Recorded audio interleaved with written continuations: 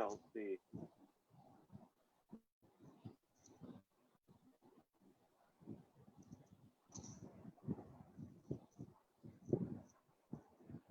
Oh, let's do it. Assalamualaikum. Okay.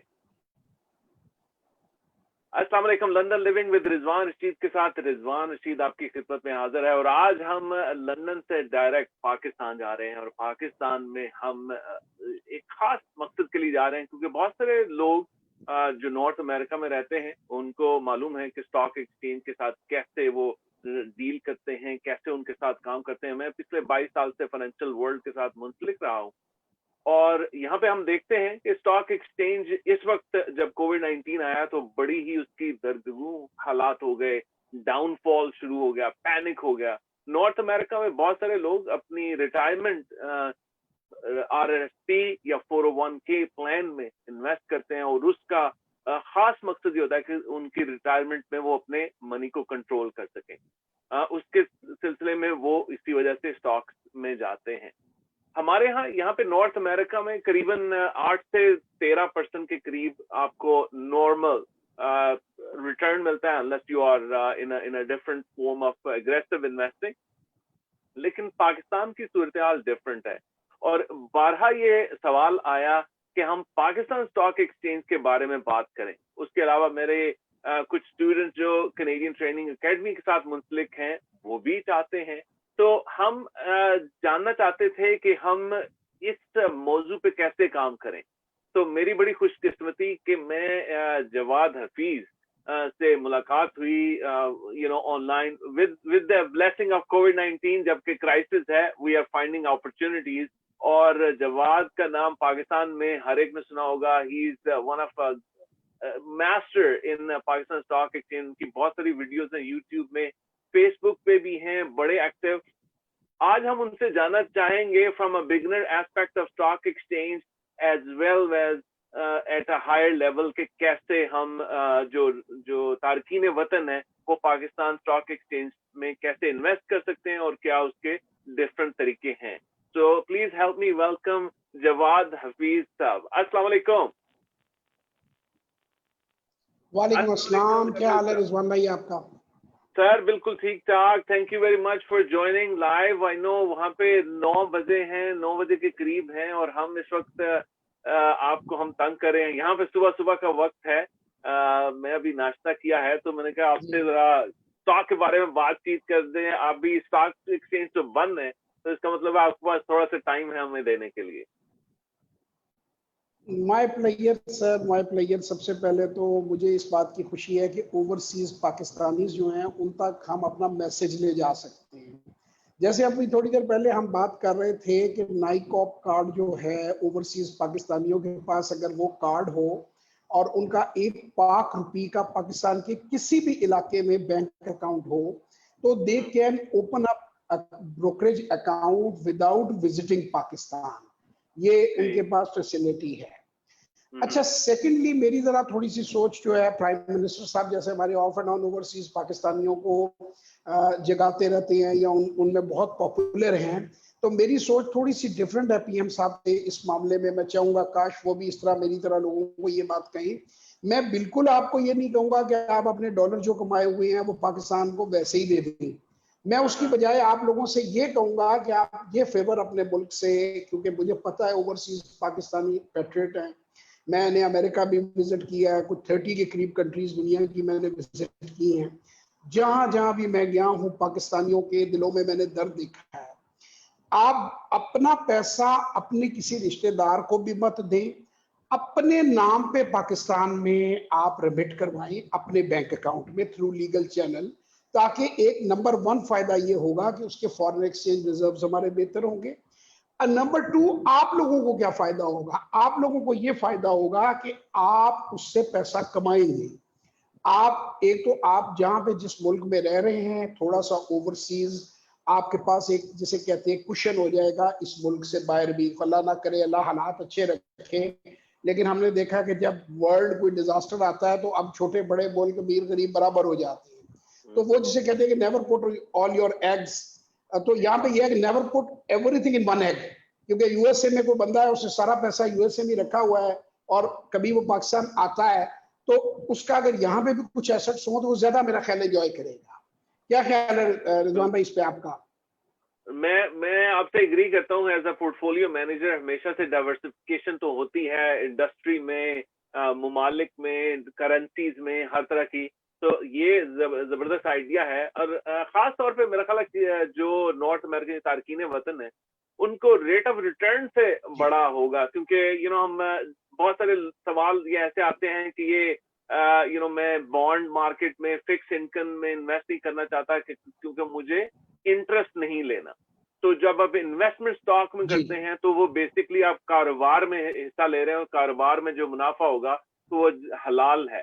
तो उस सिलसिले में लोग ज्यादा इंटरेस्टेड होंगे। अब आपने जो बात बताई कि वो नाइकॉप के जरिए डायरेक्टली अपना अकाउंट खोलते हैं, तो इसमें कोई एम्बेगिटी नहीं रहती कि किस चैनल से जाएंगे और उस चैनल से हमें कैसे जाएंगे। और दूसरी बात जो आपने बड़ी जबरदस्त की सबसे पहले कि सिर्फ अपने डॉलर भिजवा दें हमारे कहने पे, उसके बजाय इन्वेस्ट करें, और इन्वेस्ट से आपको भी फायदा होगा और मुल्क को भी फायदा होगा। तो चलें स्टार्ट करते हैं। सबसे पहले जो बेसिक लेवल अकाउंट कैसे खुलवाया जा सकता है, जो पाकिस्तान में एक तो रहते हैं और कितने से, और जो बाहर में रहते हैं उनके लिए। जी जवाब भाई। अकाउंट सर लोग 25,000 से भी खुलवा लेते हैं, लेकिन मैं लोगों को कम से कम रिकमेंड करता हूँ 100,000 पाक रुपी, जो कि आपके $1,000 भी नहीं बनते। अब तो $1,000 भी तकरीबन $1,70,000 के करीब बन जाता है पाक रुपी। सो आप इसे $800 समझ लीजिए यूनाइटेड स्टेट की करेंसी में। अच्छा, वो मैं क्यों कहता हूँ कि कम से कम 1 लाख रुपए से खुलाएं, क्योंकि 500 शेयर की एक लॉट होती है। आप जो सेलेबल लॉट है, ट्रेडेबल लॉट है। तो अगर फर्ज करें आपने 80 रुपए के शेयर का इंतखाब किया तो 40,000 रुपए का आपका 500 शेयर आएगा। तो आपके अकाउंट में अगर 1 लाख पाक रुपी होगा तो कम से कम आप 2 कंपनियों के शेयर तो खरीद सकते हैं ना। वरना तो अगर उससे 50,000 पर हम आ जाए तो वो तो फिर एक गोली वाली पिस्तौल रह जाएगी। पिस्टल जो है कि सिर्फ एक ही स्टॉक बंदा खरीद सकता है, क्योंकि ट्रेडेबल लॉट है 500 शेयर्स। ठीक ठीक। तो इसलिए मैं लोगों को रिकमेंड करता हूं कि कम से कम 1 लाख से खोलें, और ऊपर की कोई लिमिट नहीं है, ऊपर आपकी जितनी कैपेसिटी है। अच्छा, उसमें दूसरी चीज मैं ये ऐड करूंगा, जो आपने पहला सवाल पूछा कि जी अकाउंट ओपन अप कैसे होता है। It is just like opening a bank account. आप एक जैसे बैंक में जाते हैं, बैंक अकाउंट खोलते हैं, इस तरह पाकिस्तान का जो ब्रोकर होगा वो आपको व्हाट्सएप कर देगा या आपको ईमेल कर देगा डॉक्यूमेंट्स। आप उनको साइन करके स्कैन करके वापस भेज देंगे। उसके साथ आपके 2 अकाउंट्स खुल जाएंगे। एक आपका अकाउंट रुपी का अकाउंट ब्रोकर के पास अकाउंट नजर आएगा, दूसरा सीडीसी ट्रेडर अकाउंट होता है। कि अब सीडीसी ट्रेडर अकाउंट क्या होता है, जिसके अंदर के फर्ज करें, हाइपोथेटिकल बात कर रहा हूं कि रिजवान भाई ने 100 रुपीज पाकिस्तान भेजे और अब सीडीसी 0 दिखा रहा है और 100 रुपी क्रेडिट दिखा रहा है। आपने 100 रुपी के शेयर खरीद लिए, 50 के खरीद लिए, फर्स्ट करें 50 रुपी कर लिए, 1000 कर लिए, लाख कर लिए, डजंट मेक एनी डिफरेंस। तो अब आपका जो सीडीसी अकाउंट है वो 50,000 के शेयर दिखा रहा होगा और बाकी कैश नजर आ रहा होगा। इसी तरह जब आप खरीदो फरोख्त करते हैं तो आपका कैश की तरफ आ जाता है या आपका शेयर उधर दिखा देती है। वो दोनों चीजें आपको नजर आ रही होती हैं हर वक्त। तो वो उस पर ईमेल के जरिए भी डेली इन्फॉर्म किया जाता है, SMS अलर्ट्स भी आते हैं, और बहुत से और तरीके हैं कि जैसे ही आपके अकाउंट में ट्रांजैक्शन हो वो आपको नजर आए। आप खुद अपने मोबाइल टेलीफोन से बाइंग सेलिंग कर सकते हैं, पासवर्ड डाल के लॉग इन करके, बिल्कुल just like New York stock exchange. आप लैपटॉप से कर सकते हैं, टैब से कर सकते हैं, और अगर आप टेलीफोन पे व्हाट्सएप पे असिस्टेंस लेना चाहें, कोई ब्रोकर से बात करना चाहें, किसी ट्रेडर से थोड़ा सा ट्रेंड वेंड समझना चाहें, तो वो भी कर सकती हैं। अब बायो टेलीफोन भी हो सकता है, और टेलीफोन लाइंस रिकॉर्ड हो रही होती हैं, उसके अब SOPs फॉलो होती हैं कि अब वो आप ऑर्डर प्लेस करेंगे तो वो रिकॉर्डेड फॉर्म में उनके पास प्रूफ होगा। So it is safe, it is secure.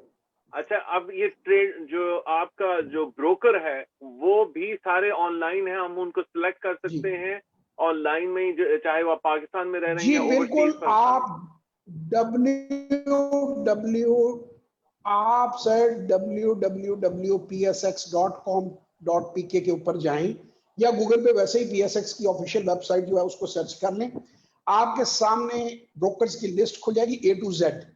आप अपनी मर्जी से ब्रोकर का इंतखाब करें, उसकी वेबसाइट देखें, उससे टेलीफोनिकली बात करें, आपके कोई रिलेटिव यहाँ हैं, जाकर उनका विजिट ऑफिस भी करना चाहते हैं तो वो जरूर विजिट करें।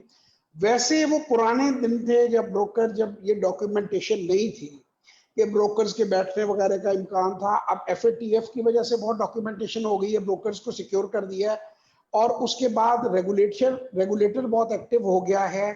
और आप लोगों की इंफॉर्मेशन के लिए भी मैं बताऊं कि PSX के 40% जो स्टेक्स हैं वो चाइना ने ले लिए हुए हैं, तो चाइनीज पार्टनरशिप भी यहाँ है, वो भी इस सारी चीज को ट्रांसपेरेंटली देख रहे हैं।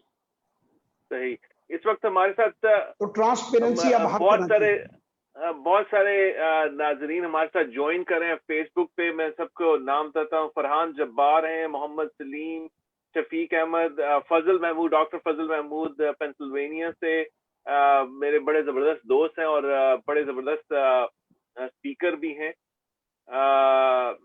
उजाबा सजाद, फिजा फारूक, मोहम्मद बिलाल, राव अहमद नवाज, सलीम अंसारी साहब भी हैं यहाँ से, कनाडा से सज्जाद मलक साहब भी कनाडा से ज्वाइन कर रहे हैं।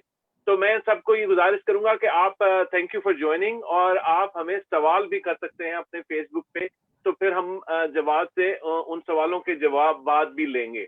तो अच्छा, अब हम आगे चलते हैं। आपने अकाउंट खोल दिया, अब आप इन्वेस्टमेंट कैसे सिलेक्ट करते हैं, या ब्रोकर आपको बताता है, या आप पोर्टफोलियो खुद बनाते हैं?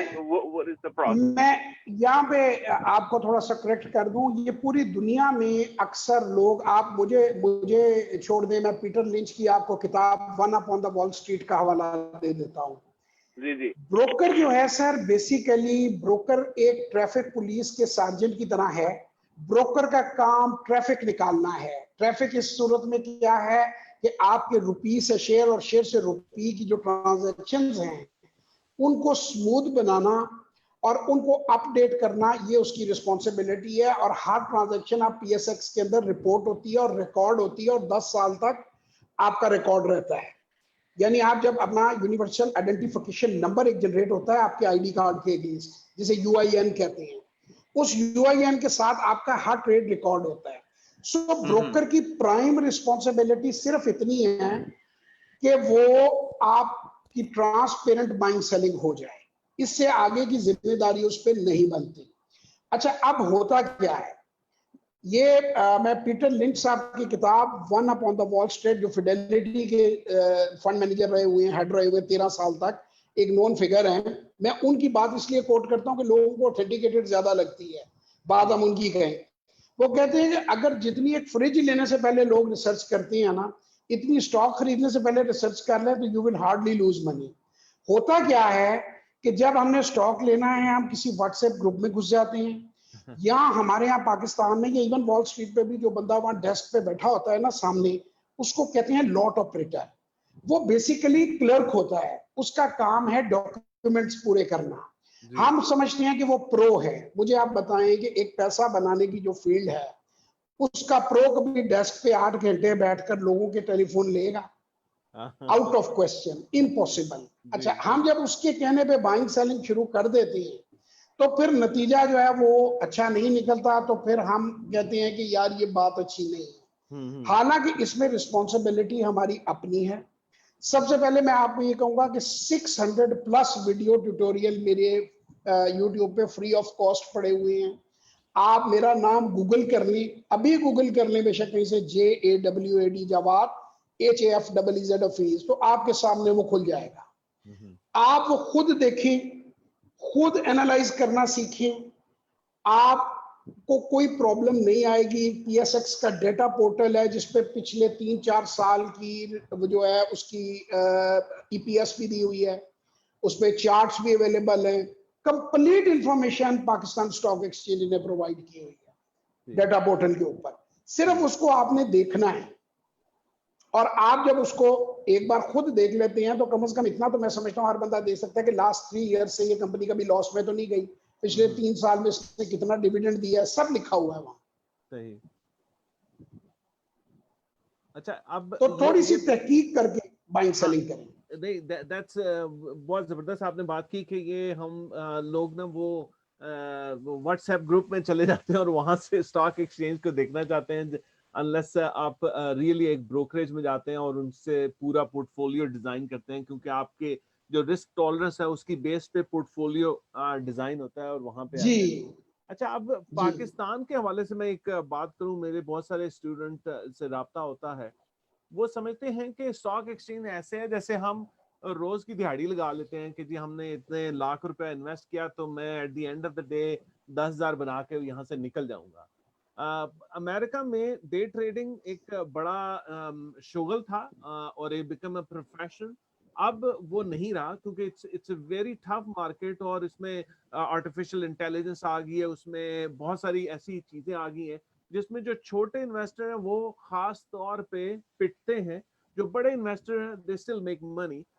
लेकिन again that is a huge market. Pakistan stock exchange के बारे में आप क्या कहते हैं कि day trading is a possibility, और जो ये सोचते हैं कि जी मैं मैं गाड़ी लगा लूंगा, वो सही सोचते बिल्कुल हैं कि मैं नहीं? जी डे ट्रेड को मैं बिल्कुल इनकरेज नहीं करता। Day trader always loser. देखिए, इत्तफाकिया किसी डे के अंदर आपको ट्रेड मिल जाए वो एक, आप जिसे कहते हैं कि एक्सेप्शन है, but exception doesn't make rules. अगर आप रोज सुबह नहा धो के तैयार होके आप टर्मिनल के सामने बैठ जाएंगे कि मैंने डेली इसमें से इतने पैसे निकालने हैं, तो वो नहीं निकलेंगे, बल्कि उससे उल्ट होगा। हो सकता है आप 2-3 दिन पैसे बना लें, लेकिन अगले 10 दिन में आप उससे ज्यादा लूज कर जाएंगे। सही। मैं आपको हमेशा वैल्यू इन्वेस्टमेंट का मशवरा दूंगा। आप ब्लू चिप्स में इन्वेस्ट करें, पेनी स्टॉक से दूर रहें। डिविडेंड जो स्टॉक्स रेगुलर पे करते हैं उन स्टॉक्स में आप आए। आप उनकी बैलेंस शीट को हल्का फुल्का देख लें। कोई बंदा, आपके बच्चे आजकल घरों में एसीसीए कर रहे हैं, इन्वेस्टोपीडिया के ऊपर डेफिनेशंस अवेलेबल हैं कि बुक वैल्यू कैसे कैलकुलेट करनी है, पीई वैल्यू कैसे कैलकुलेट करनी है, डिविडेंड यील्ड क्या होती है। ये मेरा ख्याल है आज के दौर का 12-14 साल का जो बच्चा है ना, वो ये चीज कर सकता है। बल्कि रिजवान भाई, मैं आपके साथ शेयर करूंगा, मेरे पेज पे लगी हुई है। अमेरिका में आपके चौथी जमात के बच्चों ने अपना पोर्टफोलियो, वो उन्होंने CNN की रिपोर्ट है, मैं शेयर भी कर दूंगा। जी तो जी चौथी जमात के बच्चे जो हैं उन्होंने भी इन्वेस्टमेंट करनी सीख ली है। अगर आप इसके पैरामीटर्स को फॉलो करेंगे तो आप सक्सेसफुल होंगे। अगर आप ये करेंगे कि मैं एक दिन में अमीर हो जाऊं, तो फिर भाईजान वो उसमें आप बड़ी बुरी हिट लगेगी आपको, और फिर आप सारी जिंदगी मार्केट को बुरा भला कहेंगे। तो बिल्कुल। स्लो स्टार्ट लें, आराम से आए, आहिस्ता आहिस्ता पैसे कमाएं। मेरे पास, मैं यहाँ वर्कशॉप्स करवाता हूँ इस टॉपिक पे। बहुत से लोग आते हैं तो मुझे आगे कहते हैं कि हमारा टारगेट क्या होना चाहिए पहले महीना। मैं कहता हूँ आपका 3 महीने टारगेट होना चाहिए कि आपने कोई पैसे कमाने नहीं है और कोई पैसे गंवाने भी नहीं गंवाने है। नहीं है। मेरा जोर ज्यादा है कि गंवाने नहीं है, हाँ, क्योंकि आपका पैसा आपके ट्रेडिंग अकाउंट में आपकी ब्लड की तरह है। या आपने अगर आपका ब्लड एक खास हद से ज्यादा निकल गया तो आपकी डेथ हो जाएगी। या तो आपने पहले अपनी ब्लड लाइन को सेव करना है। फाइनेंशियल डेथ ऐसी होती है ना, बड़ा लॉस हो गया, जी आपको बड़ा नुकसान हो गया एक्साइटमेंट में, सो बिल्कुल। Keep it slow, keep it little, take little trades, try to understand the market first with the little capital. अच्छा, मुझे कई लोगों ने कहा जी, मैं कुछ कहा कि जी हमें बड़ी स्लीपलेस नाइट है जी मार्केट के अंदर, अगर रात को मार्केट गिर जाए, तेज हो जाए, तो रात को नींद नहीं आती। मैं कहा यार ऐसा करो, 3-3.5 लाख रुपए का आईफोन आता है, आप समझो आपने आईफोन खरीदा है और गटर में गिर गया है। Now come at peace, give good it a analogy. Try, give it a try with 3.5 lakh रुपए। एक्सट्रीम क्या होगा, you will lose 20-30,000 rupees extreme. तौबा कर लेना और दोबारा बेच के अपने पैसे निकाल लेना। हाँ लेकिन ऑन द पॉजिटिव साइड, अगर तुमने 3 लाख से 25-30 हजार एक बार बना लिया, तो तुम्हें कॉन्फिडेंस आ जाएगा यार पैसा बन सकता है, और it's life long, and then your kids will do it, और एक पैसिव इनकम का आपका सोर्स बन जाएगा। Correct. So everybody should try it with a limited funds. जबरदस्त। मुझे आपने वो फोर्थ ईयर के बच्चों का, फोर्थ ग्रेड के बच्चों की बात की नॉर्थ अमेरिका में जो उन्होंने स्टॉक एक्सचेंज। इनफैक्ट मुझे आज से कई साल पहले जब मैं एडवर्ड जोन्स इन्वेस्टमेंट में था, तो मुझे एक स्कूल में उन्होंने स्पीकिंग के लिए बुलाया। तो मुझे समझ नहीं आ रही थी मैं उन बच्चों को क्या बताऊं ना, वो ग्रेड 8 के बच्चे थे, क्योंकि वो आप फाइनेंशियल वर्ल्ड में, हालांकि यहाँ पे फाइनेंशियल लिटरेसी ग्रेड 4 से स्टार्ट हो जाती है, they actually ask them to create their portfolio. और इस पे बड़ा वो क्या बताएं कि एक पाई चार्ट की तरह, जैसे पिज्जा होता है, वो उसको वो बताते हैं और उसको बताते हैं कैसे उसकी पोर्टफोलियो मैनेजमेंट करें, कैसे डाइवर्सिफिकेशन करते हैं, तो वो उसके हिसाब से। तो मैं उनके पास वो लेके गया जिसको मनी बैंक कहते हैं, आप सुनते हैं, जहाँ पे वो पैसे डाल के सेव नहीं करते थे।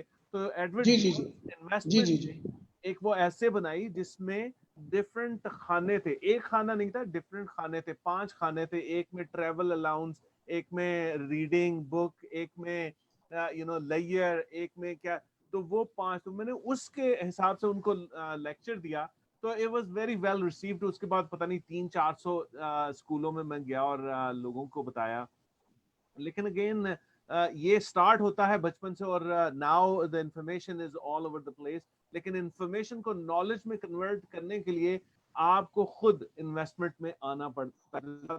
बिल्कुल 3 महीने आपको सेव कर लें तो कॉन्फिडेंस लेवल ही बढ़ जाता है, और फिर उनको पता चलता है कि कैसे प्रोसेस होता है। अगर जब तक आप वो उस पानी में उतरेंगे नहीं दूर दूर से ये रिजवान भाई, एक्चुअली मैं लोगों को यही बात कहता होता हूँ कि आप स्विमिंग इज लाइक, जब आप नए नए पूल में जाते हो ना, तो आपको डूबने का बड़ा डर होता है और आपके कोच को भी बड़ा डर होता है। तो वो आपको कहता है यार 4.5 फुट के अंदर ना डुबकियां खाते रहो, 4.5 फीट है, तो इंशाल्लाह मरोगे नहीं, डुबकियां 2-4 लगेंगी।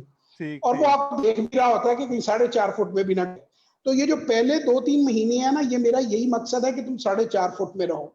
जब ठीक आप समझते हो कि आप लेंथ लगा लेते हो पूरी, आपको कोई पैनिक नहीं होता, then you can go for a diving के, जाओ जाकर 20 फुट से भी छलांग लगाओ, यू विल बी सेफ, आपको बिल्कुल कुछ होएगा नहीं। तो बिल्कुल। इसको स्लो स्टार्ट जो है ना, वैसे एरिक रीज की किताब है लीन स्टार्टअप, इट इज नॉट, आप तो एंटरप्रेन्योर की शिप के बंदे हैं, तो वो भी यही कहती है कि पहले पायलट प्रोजेक्ट खड़ा करो।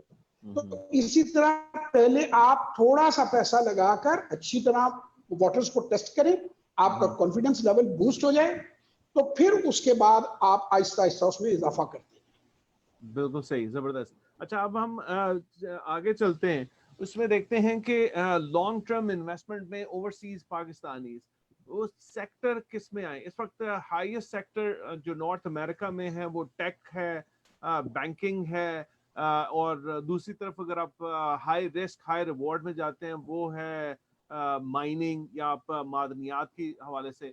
पाकिस्तान में कौन से सेक्टर हैं जिनमें जो ओवरसीज पाकिस्तानी जो सब्सटेंशियल इन्वेस्टमेंट करना चाहते हैं, आप क्या समझते हैं कि वो कौन से सेक्टर्स हैं?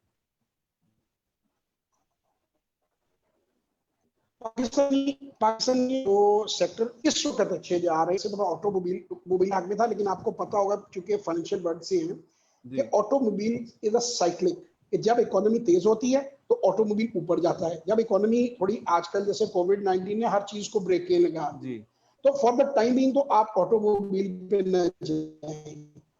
ऑयल एक्सप्लोरेशन खासा स्टेबल है हमारा इस वक्त, वो भी आपको बड़ी चीप वैल्यूएशन मिल रही है, क्योंकि ये -38 पे जब ऑयल लगाकर गया है नीचे, और आप कोई जाके 30 से ऊपर कोई 40-45 पे कहते हैं कंसोलिडेट हो जाएगा, तो आप सिर्फ अरामको का ग्राफ, अगर आप इस चीज को समझना हो ना, ऑयल वाली चीज को, तो अरामको का स्टॉक जो है, सऊदी स्टॉक जो है, आप उसको देख लें, वो एकदम 50% गिर के अब पहले से ऊपर चला गया है। प्री कोविड से पोस्ट कोविड में वो ऊपर प्रॉफिट में फिर आ गया, 3-4 दरम क्रॉस कर गया अपनी मैक्सिमम हाई को। तो इसी तरह अराउंड द ग्लोब हुआ है।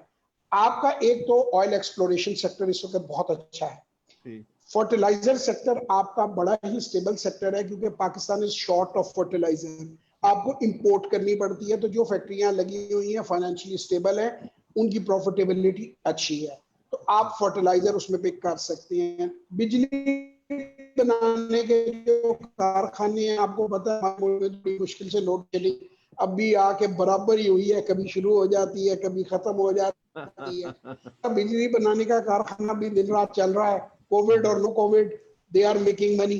सो वो जो आपकी पावर की जो कंपनीज हैं, दे गिव गुड डिविडेंड्स, और वो बड़ी सेफ हेवन है, आप उसमें कुछ पैसा लगा सकते हैं। Banks are doing all right, जितने बड़े बैंक हैं दे आर मेकिंग मनी जी, वो कोविड में कोई बंद नहीं हुए, ऑनलाइन ट्रांजैक्शंस बढ़ गई हैं कई गुना, मोबाइल एप्स नई डेवलप हो गई हैं पिछले 3-4 महीने में। मैं पहले खुद बिल फिजिकली मुलाजिम वगैरह को भेजता था, अब मैंने भी वो फोन पर शुरू कर दिए। तो वो पैसे ट्रांसफर भी अब फोन पर हो रहे हैं आपस में। सो बैंक्स बड़े मजे में हैं। स्टाफ बल्कि इन फ्यूचर मुझे लगता है वो कम कर देंगे और ब्रांचलेस बैंकिंग की तरफ जाएंगे ज्यादा से ज्यादा, और ये इजी पैसा और जैज कैश और बहुत सी हमारी ये जो मोबाइल एप्लीकेशंस हैं इनका यूज बहुत बढ़ गया है। सो बैंकिंग का सेक्टर भी बिल्कुल इस वक्त महफूज है और ठीक है। तो ये आपको अच्छी वैल्यूएशन है इनमें, स्टेबल सेक्टर है। फिर उसके बाद ओएमसी जो है, ऑयल मार्केटिंग कंपनीज, ये जिसमें आपके पेट्रोल पंप्स आ जाते हैं, पीएसओ आ जाता है, एपीएल आ जाता है, पेट्रोलियम और कंपनियां हैं। तो ये भी अब आखिरी क्वार्टर तो इनका बुरा आएगा जून में, क्योंकि इन्वेंट्री लॉसेस इनके काफी बुरे हुए हैं। लेकिन फ्रॉम नेक्स्ट ईयर जब आप इसको बॉटम आउट देख लेते हैं कि इस जगह पे बॉटम आउट हो गया है, तो आपको ये भी अच्छी आपको एप्रिसिएशन देंगे आगे। डिविडेंड्स भी इनके अच्छे हैं और कंपनीज की सेल भी, ऑयल ने बिकना ही बिकना है, आखिर तो गाड़ी चलनी है। तो ये मैंने आपको कितने सारे सेक्टर्स बता दिए। आपने you know it's quite a lengthy list, oil and gas, fertiliser, energy, जो जैसे केएससी आप तो कह सकते हैं जो कराची की है, फिर फाइनेंशियल सेक्टर में बैंक नहीं, एनर्जी में के वो कराची इलेक्ट्रिक से दूर रहना है, उसके अकोमुलेटेड लॉसेस बहुत ज्यादा हैं। अच्छी कंपनियां उसमें हापको है, कैपको है, एनपीएल है, एनसीपीएल है। जो भी कंपनी में देखें आप इन्वेस्ट करने लगे ना, ईपीक्यूएल है, एंग्रो कादरपुर है, उस कंपनी का एक सिंपल आप यार्डस्टिक, एक थंब रूल बना लें कि पिछले 3 साल से वो प्रॉफिट में है और पिछले 3 साल से वो डिविडेंड दे रही हो, तो वो कंपनी हेल्दी होगी।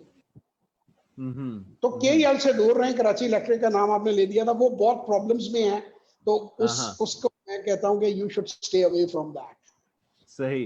फाइनेंशियल सेक्टर में आपने सारे बैंकिंग का बताया कि बैंकिंग जो है और एक बहुत अच्छा सेक्टर में और भूल गया जिसकी बड़ी ग्रोथ हुई, वो फार्मास्यूटिकल सेक्टर है। इस सारे टाइम में एक दिन भी फार्मास्यूटिकल फैक्ट्रियां बंद नहीं हुई, बल्कि इनफैक्ट उनकी सेल्स बूस्ट की है, प्राइसेस भी बढ़ गई है फार्मास्यूटिकल। सो वो सेक्टर भी बहुत अच्छा जा रहा है। Okay okay. अच्छा, अब हम ये सेक्टर्स आ गए जिसमें आपने फाइनेंशियल भी बताया, ऑयल मार्केटिंग कंपनीज भी हैं, तो ये तो बड़ा जबरदस्त है। अच्छा, इनके जैसे नॉर्थ अमेरिका में होता है कि इनके मार्केट इंडेक्स भी होते हैं, क्या पाकिस्तान स्टॉक एक्सचेंज में फाइनेंशियल इंडेक्स भी है या सिर्फ डायरेक्टली इन्वेस्टमेंट है उसमें? डायरेक्टली इन्वेस्टमेंट इंडेक्स अभी ट्रेड होना शुरू हुआ है, लेकिन वो कोई इतना मैच्योर नहीं हुआ। वो एक फंड के थ्रू शुरू किया इन्होंने, अभी वो अपनी सही शक्ल में नहीं है। तो लिहाजा मैं ये कहता हूं कि उस पर अभी वेट करें, इंडेक्स की तरफ अभी ना जाएं, क्योंकि ऐसे ही मिसलीड हो जाए। एक नई चीज अभी मैच्योर हो रही है। अच्छा, तो लेकिन फ्यूचर्स हैं पाकिस्तान में। फ्यूचर अगर काउंटर्स पे करना है तो यहाँ पे 30 डे फ्यूचर जो है वो चलता है, और रोल ओवर भी है, और वो सिलसिला है, वो मैच्योर हो चुकी है फ्यूचर की मार्केट जो है। ओके, ठीक है। तो क्योंकि यहाँ पे जैसे आपने बताया ना कि वो इन्वेस्टमेंट में अगर आपने काइंड ऑफ सेफ, आपने उस सेक्टर में जाना है, लेकिन आप एक कंपनी को टारगेट नहीं करते, आप ओवरऑल सेक्टर को देखते हैं कि वो बूमिंग की तरफ जा रहा है, तो you place, if you want to play safe, तो आप वो इंडेक्स में इन्वेस्ट कर सकते हैं, उस इंडेक्स से फिर आगे चलते हैं। जैसे आपने पहले बताया जी, मुझे, इंडेक्सेस ट्रेड होती हैं यहाँ पे, ये मुझे पता है आपकी मार्केट्स में, लेकिन अभी पाकिस्तान में उस तरह से ट्रेड नहीं होते। अभी बातें करते करते एक और सेक्टर या आप अच्छा याद आ गया, टेक्सटाइल सेक्टर खासा इंप्रूव कर रहा है, क्योंकि एक्सपोर्ट्स बूस्ट कर रही हैं। आप जो प्राइस आपके डॉलर की जो है वो इतनी ऊपर चली गई है, तो आप अब चीपर हो गए हो। तो जब आपकी प्रोडक्ट चीप है तो वो जाहिर है कि उसकी एक्सपोर्ट जो है उसका पोटेंशियल बढ़ गया। सही सही। नुमान अहमद खान, लेकिन यहाँ मैं एक बात क्लियर कर दूं, जी जी, thank you for joining us. यहाँ मैं एक बात क्लियर कर दूं कि सेक्टर अच्छा होने का डजंट मीन कि आप अगर बुरी जी जी जी जी, जवाब, सेक्टर अच्छा होने का ये मतलब नहीं है कि आप ब्लाइंडली उस सेक्टर की कोई भी कंपनी उठा के, जैसे कराची इलेक्ट्रिक की हम बात कर रहे थे, कंपनी का भी अच्छा होना वो जरूरी है। लिहाजा जब भी आप इन्वेस्टमेंट करें, कंपनी की बैलेंस शीटें सब अब ऑनलाइन है। अब मजे की बात है, आपको कुछ भी ऑफलाइन कुछ आपको पाकिस्तान में होने की जरूरत नहीं है। जितना मैं इंफॉर्मेशन ले सकता हूँ ना, उतनी ही आप न्यूयॉर्क में बैठ के ले सकते हैं। हम अब एट पार हो गए हैं दोनों। बिल्कुल सही है, जबरदस्त। अच्छा, अब हम जाते हैं, जब आपने ये बात की फ्यूचर की, तो मुझे वो डेरिवेटिव्स आते हैं, शॉर्ट लॉन्ग पोजीशंस, उसमें तो यहाँ पे डेरिवेटिव्स की एक पूरी मार्केट है, आप फ्यूचर्स जी को बाय करते हैं, it's kind of a more on जी द रिस्क साइड, लेकिन अगर आप समझते हैं वो मार्केट के साथ कनेक्टिविटी के साथ, अगर आप समझते हैं कि आप फुली इन्वॉल्व हैं, ये उन लोगों के लिए नहीं है जो पैसिव इन्वेस्टर्स हैं, जो इन्वेस्ट करके लॉन्ग टर्म करना चाहते हैं, ये वो लोग हैं जो एक्टिव इन्वेस्टर्स होते हैं, ये मोस्टली ट्रेडर्स के साथ कनेक्टिविटी होती है। तो ये पाकिस्तान में भी अवेलेबल है? नहीं नहीं सर, ये अभी अवेलेबल नहीं है, सिर्फ फ्यूचर है, 30 डे फ्यूचर ये अभी एक्टिव हुआ है, ये बाकी नहीं है।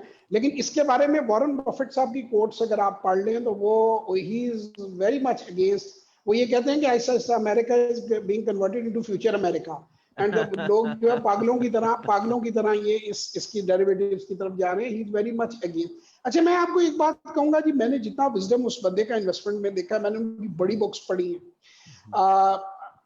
मैं यही कहूंगा आपको कि इस मार्केट के अंदर, मैंने अभी थोड़ी देर पहले कह रहा था कि 2 बाइबल्स हैं, एक इंटेलिजेंट इन्वेस्टर और एक जो है सिक्योरिटी एनालिसिस, और ये तीनों जो है, दोनों किताबें 1930 के अराउंड प्लस माइनस लिखी गई हैं, और बेंजामिन ग्राहम ने ये किताबें लिखी हुई हैं, जो कि वॉरेन बफेट के उस्ताद भी थे, और ग्राहम इन्वेस्टमेंट में वॉरेन बफेट साहब जॉब भी करते रहे कुछ अर्सा, पता नहीं आपके मेरा ख्याल में होगी ये बात।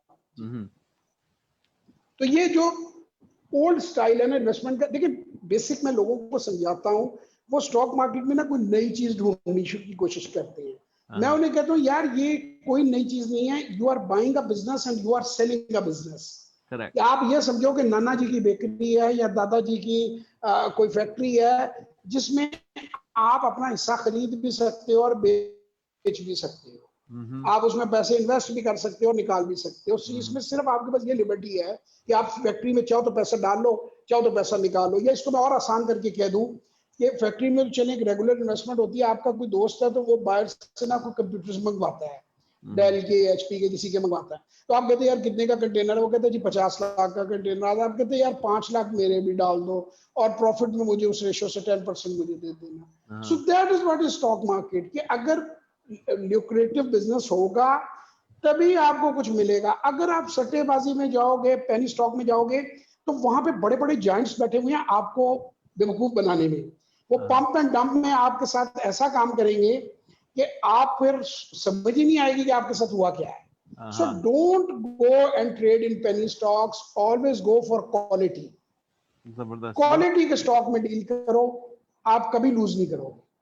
जबरदस्त आपने बात की। वॉरेन बफेट की मुझे सबसे जो पसंद बात है वो ये है कि जब when people are fearful you should go towards that, जब पीपल उसमें मोस्ट यू नो उसकी जानब लपके तो उससे दूसरी जानब लपको, that's a power. Always walk away from the crowd, always walk away from the crowd, it is. अच्छा एक बात आपको मैं बताऊं, सरप्राइजिंगली मैंने कुछ सेंटरों के हिसाब से आपकी किताबें वॉल स्ट्रीट की पढ़ी हैं, क्योंकि यहाँ तो छपती नहीं है ना पाकिस्तान में, तो फिर वही पढ़नी थी ना।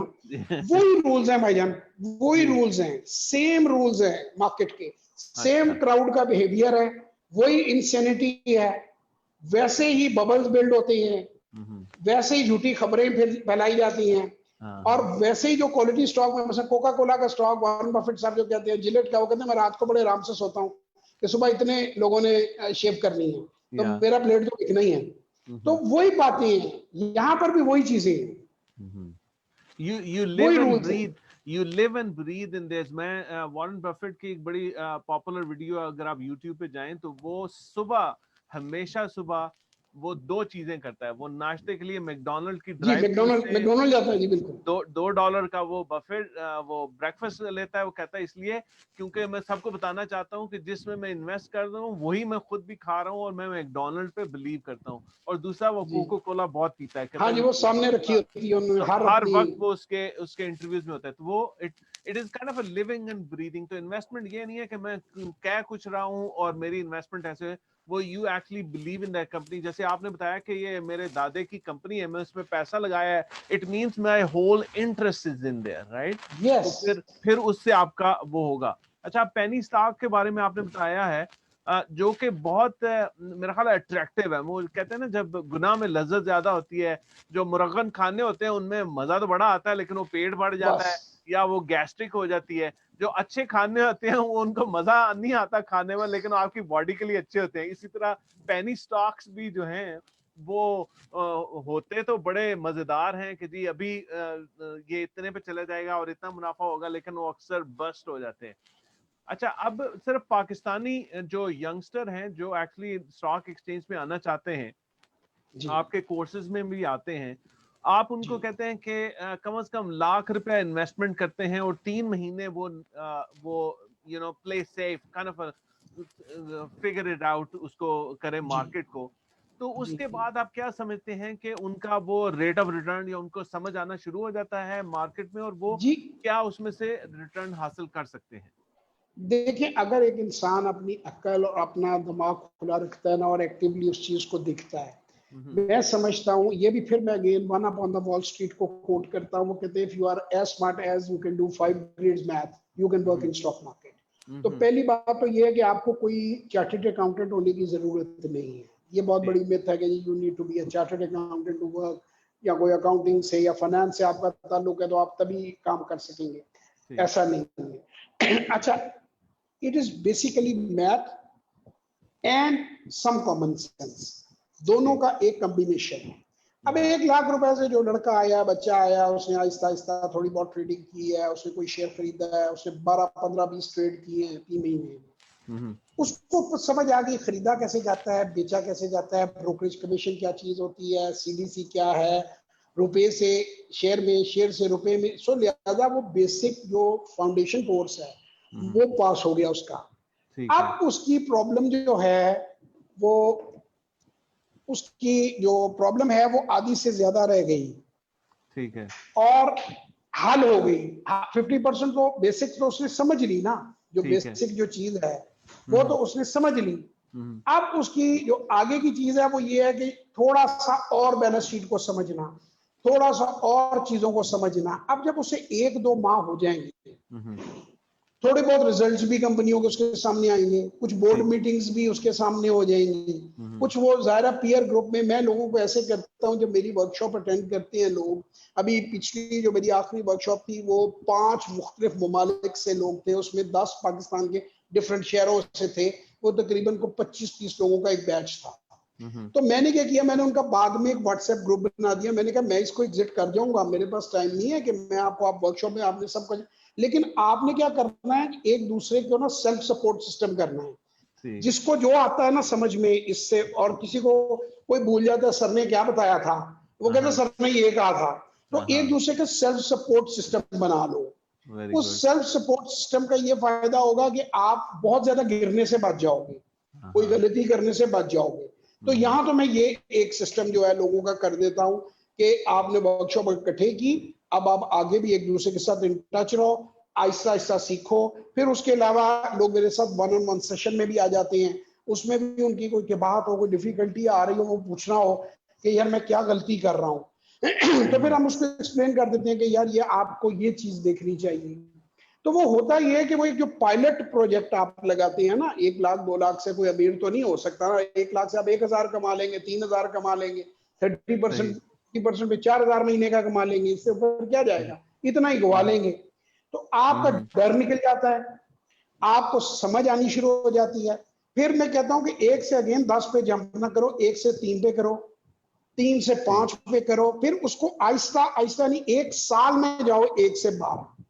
मैं नॉर्मली जब छुट्टी पे होता हूँ ना तो मैं अपना व्हाट्सएप बंद रखता हूँ, फोन बंद रखता हूँ, लेकिन ऑन करके एक बार देख लेता हूँ। तो ये 2 साल पहले की बात है, मैं टर्की में था। अच्छा। मुझे सुबह सुबह एक ना व्हाट्सएप पे मैसेज आया कि मैंने ना अपने घर के अगेंस्ट 1.5 करोड़ का लोन अप्रूव करा लिया है, और मैं ना आपकी वीडियोस मैंने देखी है, मैं स्टॉक मार्केट में ट्रेडिंग करने लगा। तो मैंने इमीडिएटली उसको, मैं रिप्लाई नहीं करता होता मैसेज, मैंने इमीडिएटली रिप्लाई किया। मैं कहा भाईजान फौरी तौर पे लोन को कैंसिल करवाओ और 1.5 करोड़ से नहीं 1.5 लाख रुपया इकट्ठा करो और उससे काम करो। मैंने कहा तुम घर से भी जाओगे, मतलब वो जिस घर में रह रहे हो ना वो भी उड़ जाएगा कि भाई तुम्हें किस बात की जल्दी है, खुदा के बंदे। ये मैं कई लोगों को समझाता हूँ कि मार्केट ने कहीं भाग जाना है या आपने कहीं भाग जाना है। जी जी जी, मार्केट भी इधर है, आप भी इधर हो। 2021 में बड़ी इन्वेस्टमेंट कर लेना, 2020 में छोटी कर लो। मुझे आपकी बात से मुझे अपने क्लाइंट की बात याद आई कि उन्होंने 2008 का वाकया जब नॉर्थ अमेरिका में मार्केट डाउन जा रही थी, मेल्टडाउन जी, जी इकोनॉमिक मेल्टडाउन, ब्रिटिश पेट्रोलियम एक बहुत बड़ी कंपनी थी, ऑयल स्पिल बीपीएल जी वो ऑयल स्पिल चल रहा था और वो उसका पूरी दुनिया में नाम खराब हो रहा था। $32 का शेयर वो करीबन $9.32 पे आ चुका था उस वक्त।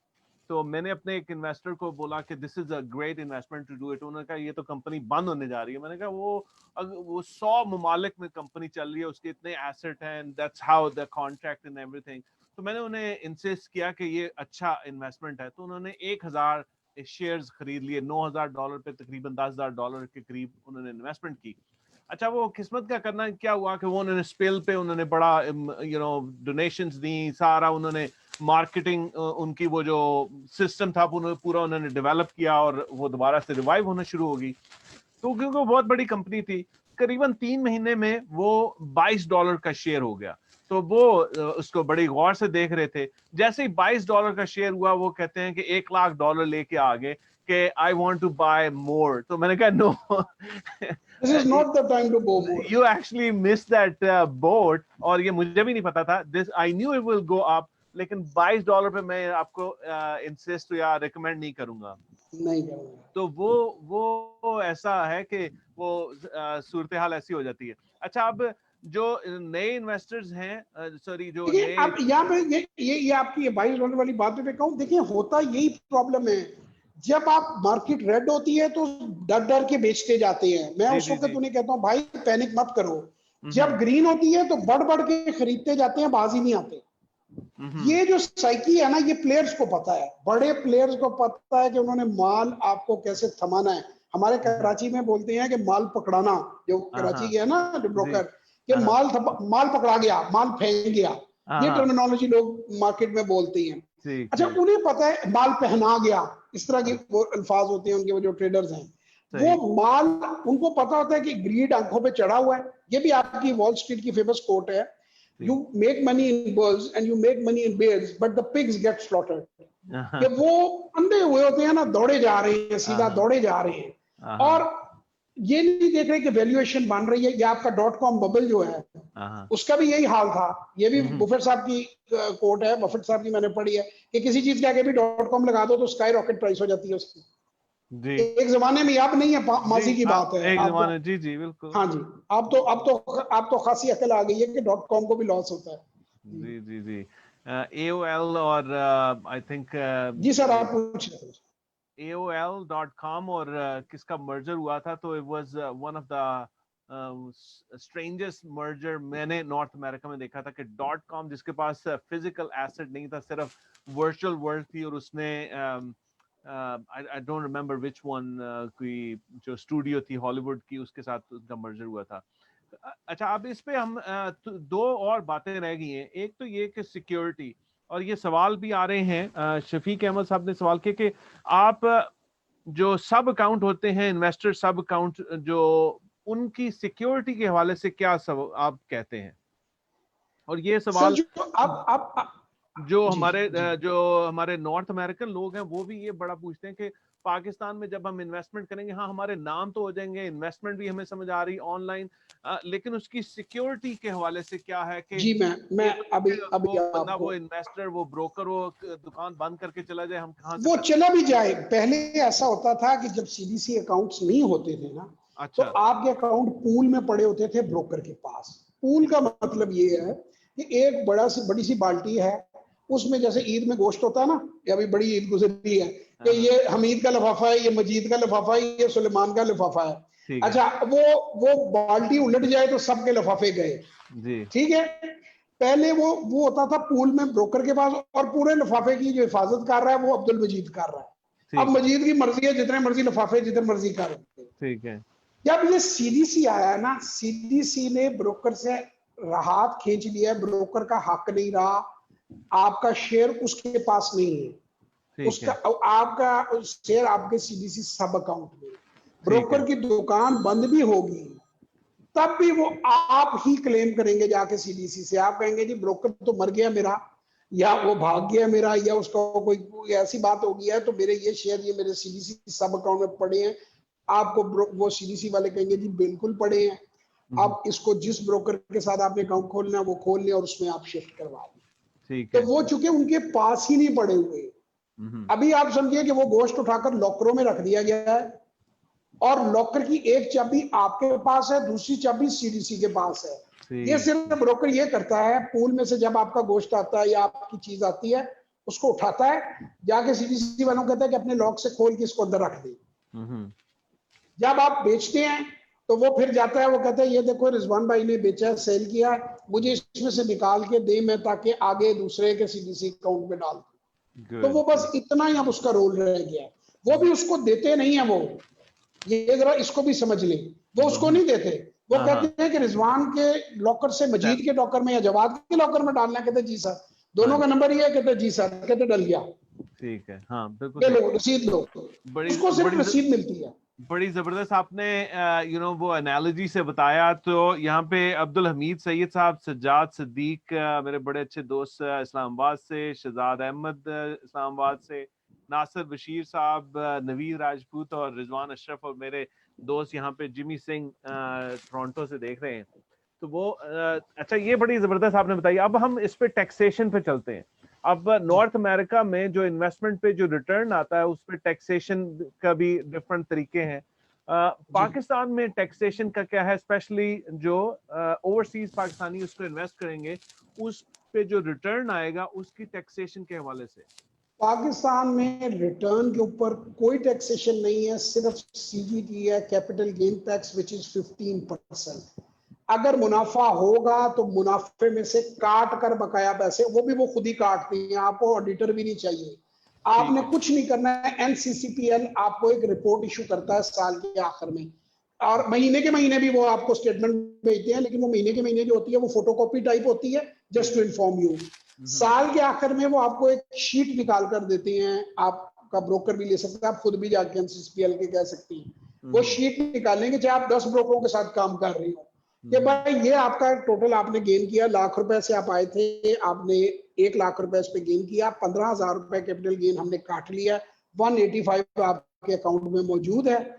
अब ये फुल और फाइनल है, यू नीड नॉट टू पे any tax on it, it is totally tax free for everyone living in Pakistan और अब्रॉड। और हमारी टैक्स रिटर्न बड़ी मजे की होती है, 1 पेज की होती है, एक डिविडेंड, और डिविडेंड में भी ऐसा ही है। डिविडेंड इनकम भी डबल टैक्स नहीं होती, उस पे भी 15% टैक्स आउटसोर्स कट जाता है। डिविडेंड कंपनी जब अनाउंस करती है, अच्छा वही सीडीसी जो आपके लॉकर्स में आपके शेयर रख के बैठा है, वही कस्टोडियन है, उसी ने मेक श्योर करना है कि आपके बैंक अकाउंट में आपका डिविडेंड आ जाए। तो अभी रिजवान भाई का डिविडेंड 100 रुपीज आया, तो 15 रुपए उन्होंने काट कर गवर्नमेंट को जमा करा दिए, उसकी रसीद भी मिलती है आपको, और वो इलेक्ट्रॉनिक है, आप ईमेल के जरिए भी और उसके ऊपर लॉगिन करके भी आप उस पे प्रिंट आउट निकाल सकते हैं।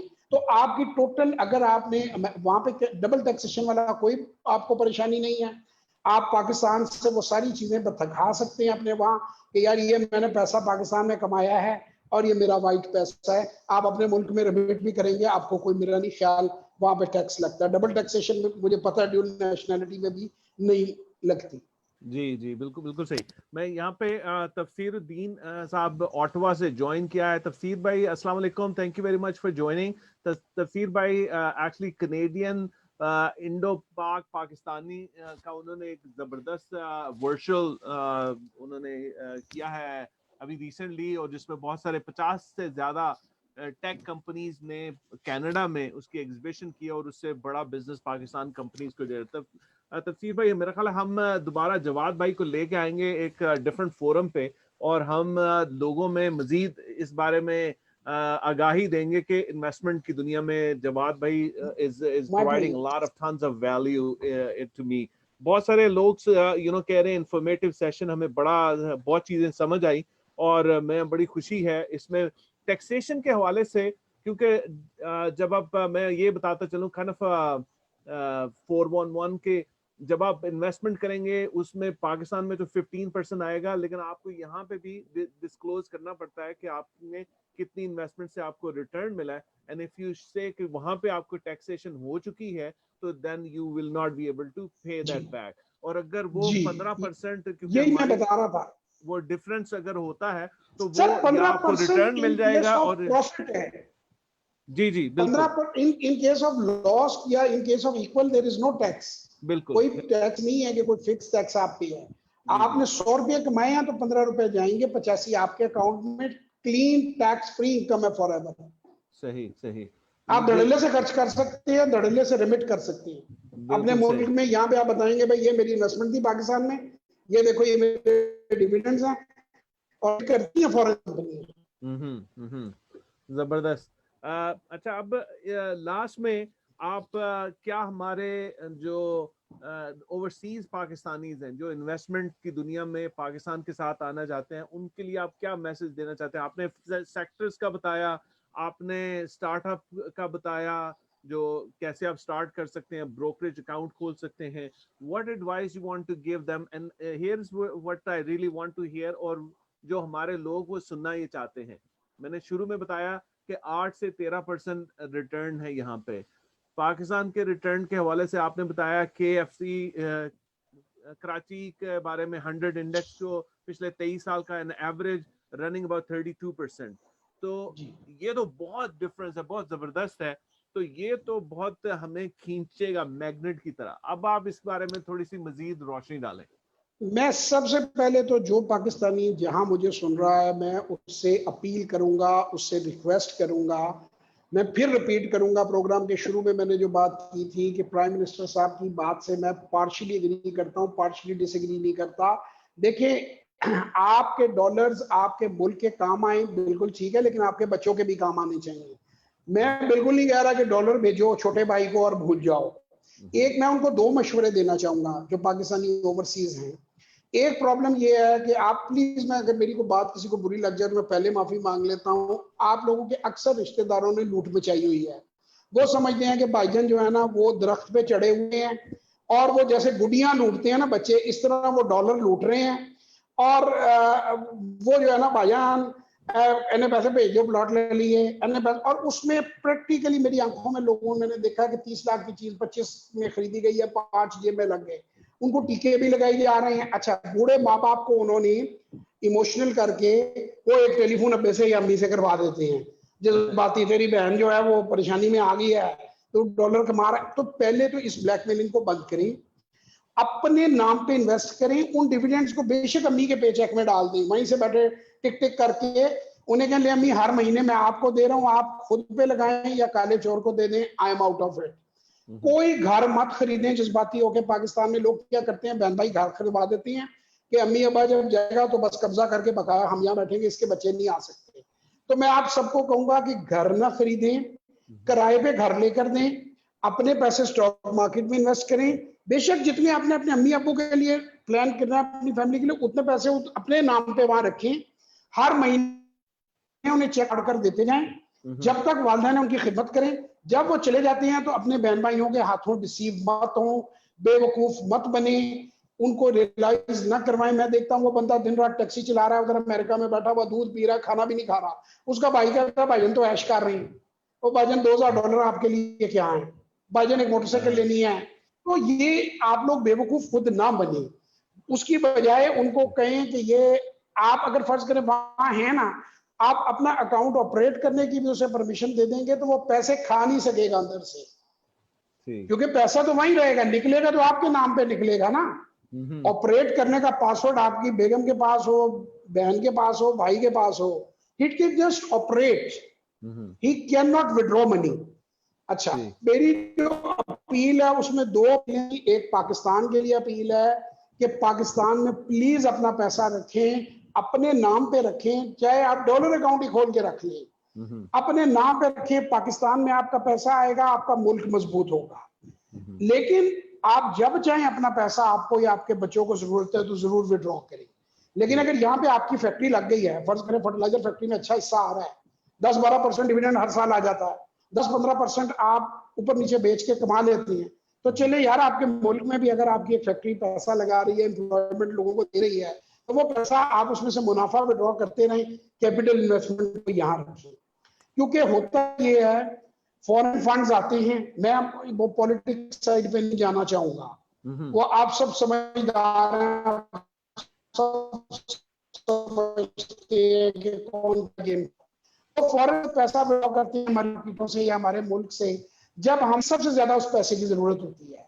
कोई मुश्किल वक्त मुल्क पे आया होता है तो वो आपको और नीचे करने के लिए, आप ट्विस्टिंग करने के लिए अपने फंडों को इशारा कर देते हैं कि डॉलर जो है ना खींचने शुरू कर दो पाकिस्तान से।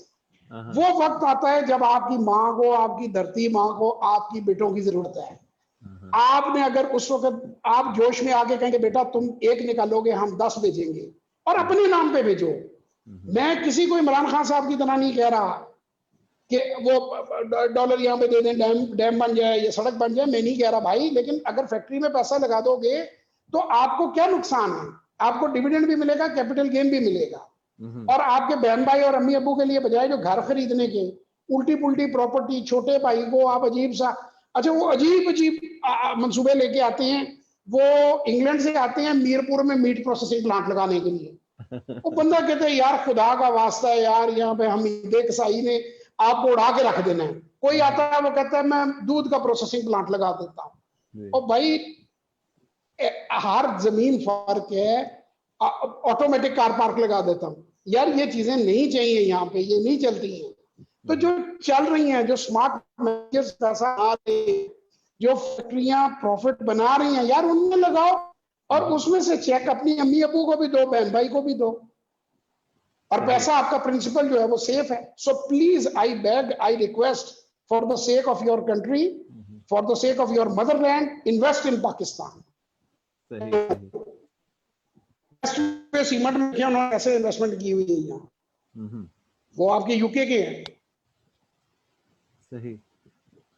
आप नाज़रीन, आपने you can clearly tell Jawad is really passionate about investment, stock exchange, और ये अपनी पूरी शौक, जज्बे, जवानी के साथ इस बारे में मुसर हैं कि स्टॉक एक्सचेंज से ना सिर्फ पाकिस्तान की किस्मत बदल सकती है, बल्कि आपके लिए और आपके बच्चों के लिए भी एक रेवेन्यू जनरेटिंग प्रोसेस हो सकता है।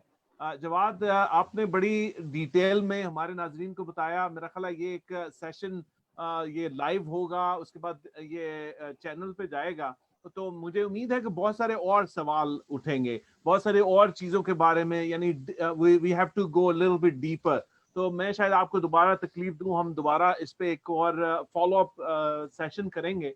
आपका बहुत शुक्रिया, आपने हमें टाइम दिया, और जो जितने भी लोग हैं जो हमें इस वक्त ज्वाइन कर रहे हैं और जिन्होंने अभी तक ज्वाइन किया, मुझे बड़ी मजेदार बात लगी। तफसीरुद्दीन साहब कह रहे हैं कि बिल्कुल हमें जवाद के साथ एक और सेशन करना है ऑटवा के लिए स्पेशली, तो we will get it together again. My player. Thank you so much, और इंशाल्लाह हम दोबारा आएंगे। रिजवान भाई, आपके राब्ते से या पाकिस्तान में कोई भी बंदा, आपके साथ मैं अपने नंबर शेयर व्हाट्सएप के कर देता हूं। दुनिया में कोई पाकिस्तानियों के लिए कोई मुझसे गाइडेंस चाहता हो वो मुझे कांटेक्ट कर सकता है। आई एम ऑलवेज अवेलेबल, मैं अवेलेबल हूँ। मैं सेशन करूंगा, एजुकेट करूंगा, वो मेरे भाई हैं मुल्क के, और मेरे मुल्क को जरूरत है तो मैं हाजिर हूँ सर, जान भी हाजिर है मुल्क के लिए। जबरदस्त, ये हुई ना बात। तो हम भी जो बाहर रहते हैं, मैं यकीन से कह सकता हूँ कि उनको दिलों में पाकिस्तान का दर्द सबसे ज्यादा है। वो भी होता है पाकिस्तान में, वो उठ खड़े होते हैं। मुझे याद है पाकिस्तान में जब सैलाब आया था 2004 में, आई बिलीव, या जलजिला था, तो जवाद आए थे, वो जो सिंगर हैं, मैं बॉस्टन में होता था, जवाद हेल्पिंग हैंड के साथ कॉन्सर्ट किया, तो I was one of the organisers. तो आप यकीन करें कि लोगों ने हजारों डॉलर, वो लोग जो $1000 महीने में कमाते हैं या सेव करते हैं, उन्होंने हजारों डॉलर वो दे दिए। तो इससे बिल्कुल क्लियरली पता लगता है कि हमारे दिल में पाकिस्तान और पाकिस्तानियों के लिए बड़ी बहुत दर्द है। बिल्कुल है। इस दर्द के साथ साथ जवाब, आपने बड़ी जबरदस्त बात की कि आप उसको यूटिलाइज कैसे करें कि ना सिर्फ अपने लिए बेहतर करें और मुल्क के लिए, दोनों के लिए बेहतर करें। इन्वेस्टमेंट एक बड़ी kind of a disclosure, investment बड़ी एक गंभीरता है, और इसमें आपका एक्टिव इन्वेस्टमेंट पे जानना बहुत जरूरी होता है। जो अगर जो सेक्टर ले लें, इंडस्ट्री ले लें, तो ये पैसिव इन्वेस्टमेंट उस सूरत में हो सकती है जब आप एक बड़ा अच्छा ब्रोकर, काबिल एतमाद, और आप उसको अपनी पूरी डिटेल बता सकें आपका पोर्टफोलियो कैसा होता है। लेकिन बहरहाल ये एक पाकिस्तान इन्वेस्टमेंट तारकीन वतन के लिए एक बड़ी ही मैग्नेट की तरह इस वक्त गुफ्तगू है। मेरे अपने हल्का अहबाब में बहुत ज्यादा गुफ्तगू थी, तो मैंने कहा सबसे बेहतर, मैं न्यूयॉर्क स्टॉक एक्सचेंज, यहाँ की स्टॉक एक्सचेंज के बारे में तो बता सकता हूँ लेकिन पाकिस्तान के नहीं, तो इसीलिए हमने जवाद जो एक्सपर्ट हैं पाकिस्तान स्टॉक एक्सचेंज के बारे में और बहुत डीपली जानते हैं, उनको दावत दी है। उम्मीद है आपके हमने बहुत सारे सवालों के जवाब दिए होंगे, और हम उम्मीद करते हैं कि जवाब को हम वापस एक फॉलो अप सेशन में लेके आएंगे, और जो भी मजीद सवालात होंगे हम उनके जवाब देंगे, ताकि सब पाकिस्तानी पाकिस्तान के लिए काम करें और उसके साथ साथ अपने लिए और अपने बच्चों के लिए एक new source of income create करें। इसी उम्मीद के साथ, इसी दुआ के साथ मैं इजाजत चाहता हूं जो हमारे लाइव नाजरीन हैं उनसे, और इंशाल्लाह दोबारा मुलाकात होगी। अल्लाह हाफिज। खुदा हाफिज। जी जवाद भाई। जी सर, ठीक हो गए सर।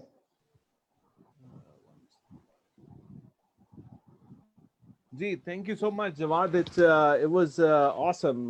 बहुत